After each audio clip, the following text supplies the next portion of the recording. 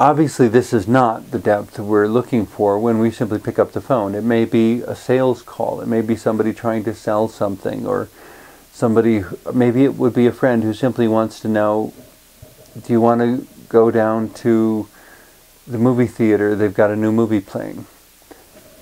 It's a simple, light-hearted expression of, do you want to be together to share an experience? It doesn't have to be this deep over-analysis of all the possible metaphors. But if we're willing to leave the door open to those possibilities, those are the things that might make who we are within the simple things a much more sensitive, intelligent person who will understand a lot more of the symbols and metaphors and questions and statements that the movie or book or whatever conversation presents.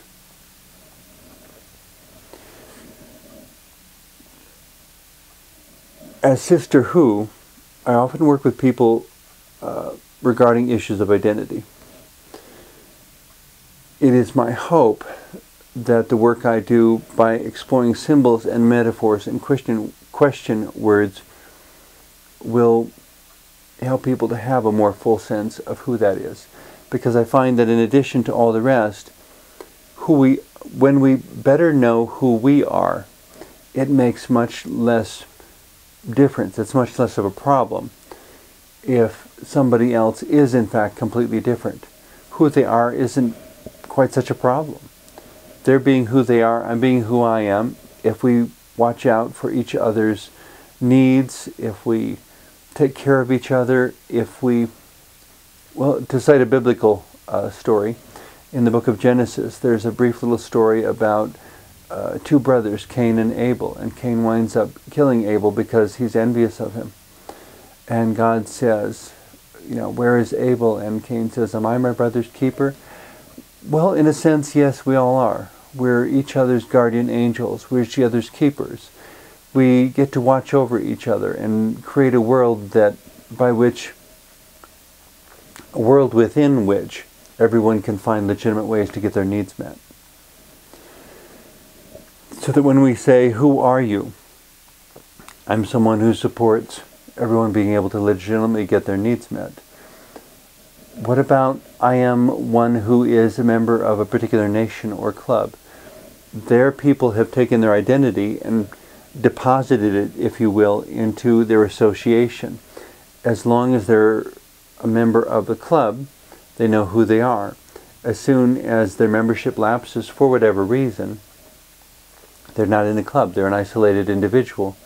And it becomes very difficult to say, very difficult for a person who's used to putting forth their identity by association to say who they still are without that association.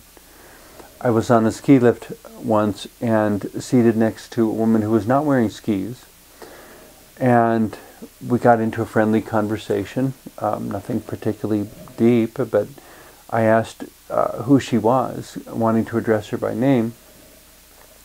And she responded that she was so-and-so's wife and so-and-so's mother. And I kind of thought, well, if you didn't have those people, or if anything were to happen to those people, would you still know who you are? Or would you have to reinvent a sense of self all over again? The thing with identifying a sense of self and with wrestling with this question word who is that, like every other idea, it can be both used or abused. On one hand, we can create an identity and say that's who I am and that's all I am, and deny ourselves opportunities for growth. On the other hand, we can say who I am is someone who is evolving and becoming, and we may find things change a lot from year to year, but we're still here and there's still a sense of who and what we are.